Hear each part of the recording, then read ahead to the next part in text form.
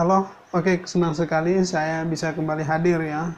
Ini setelah saya absen sekitar 2 minggu karena saya sibuk mempersiapkan ujian akhir semester dan hari ini ujian saya sudah selesai, jadi saya bisa kembali membuat video ya.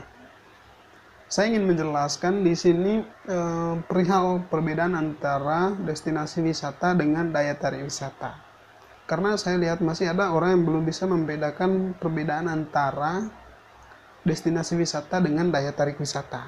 Nah, saya merujuk pada pengertian dari Undang-Undang nomor 10 tahun 2009 ya, tentang pariwisata. Definisi daya tarik wisata menurut undang-undang ini adalah segala sesuatu yang memiliki keunikan, keindahan, dan nilai yang berupa keanekaragaman kekayaan alam, budaya, dan hasil buatan manusia yang menjadi sasaran atau tujuan kunjungan wisatawan. Jadi pengertian daya tarik wisata adalah segala sesuatu yang memiliki keunikan. Apapun itu yang memiliki keunikan, keindahan, dan nilai. Ada nilainya, ada keunikan, ada keindahan, serta memiliki nilai dalam bentuk keanekaragaman kekayaan alam, kemudian kebudayaan, dan juga hasil buatan manusia dalam artian kebudayaan fisik ya, yang menjadi sasaran atau tujuan kunjungan wisatawan. Jadi meskipun sesuatu itu indah, unik, memiliki nilai, tetapi kalau dia belum menjadi menjadi sasaran tujuan kunjungan wisatawan, maka itu bukanlah kategori daya tarik wisata, tapi itu merupakan potensi daya tarik.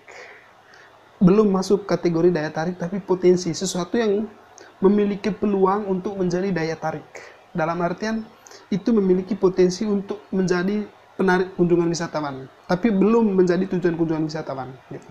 Masih sebatas potensi gitu, belum dikembangkan. Sedangkan kita lihat pengertian daerah tujuan pariwisata. Jadi istilah lain dari destinasi pariwisata adalah daerah tujuan pariwisata.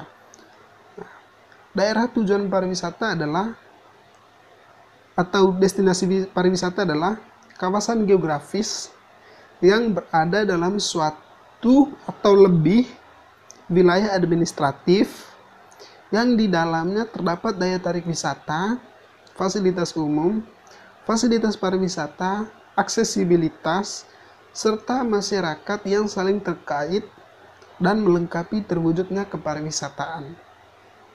Jadi, pengertian destinasi pariwisata adalah suatu kawasan geografis. Jadi destinasi itu lebih kepada konteks ruang ya, wilayah, suatu kawasan, tempat atau kawasan yang berada dalam suatu atau lebih wilayah administratif. Itu maksudnya begini.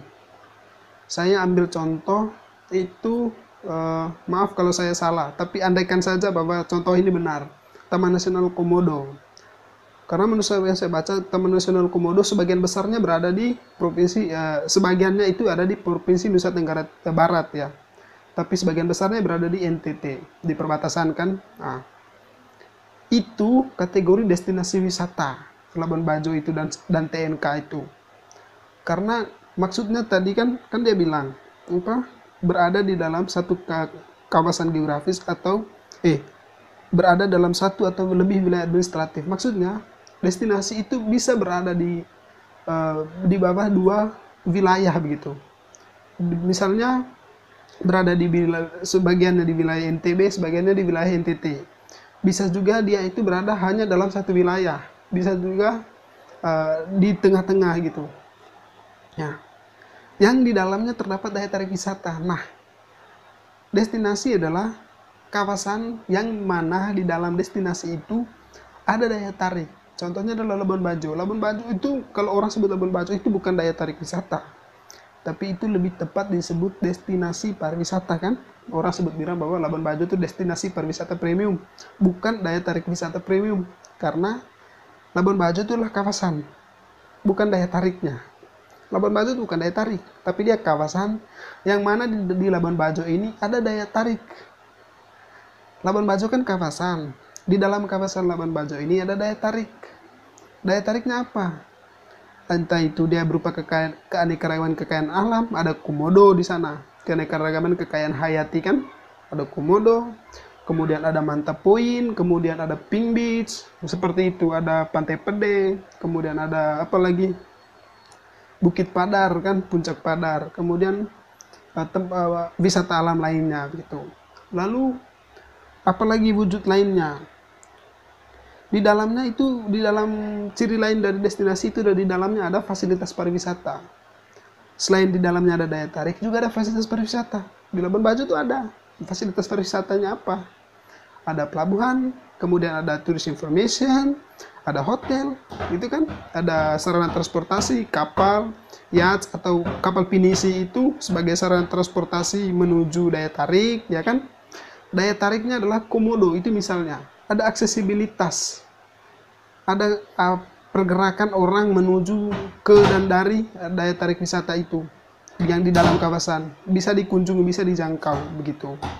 Serta masyarakat yang saling terkait dan melengkapi terwujudnya perwisata. Ada transaksi di sana, ada aktivitas dilayani dan melayani antara guest dan host, antara tamu dan tuan rumah. Tuan rumah dalam artian pelaku pariwisata atau masyarakat Manggarai Barat yang ada di Labuan Bajo. Jadi dari uraian sederhana ini menurut saya jelas ya perbedaannya. Kalau daya tarik, dulu sebutannya itu daya tarik itu kan sama dengan objek wisata. Tapi sebutan objek wisata itu sekarang sudah diganti dengan istilah resminya adalah daya tarik wisata atau disingkat DTW. Segala hal yang memiliki keunikan, keindahan, dan nilai dalam bentuk keanekaragaman kekayaan alam, budaya, atau buatan manusia, yang mana itu menjadi tujuan atau sasaran kunjungan wisatawan, begitu. Jadi saya rasa cukup jelas perbedaan keduanya. Jika ada yang masih bingung, silakan coret di kolom komen. Oke, terima kasih.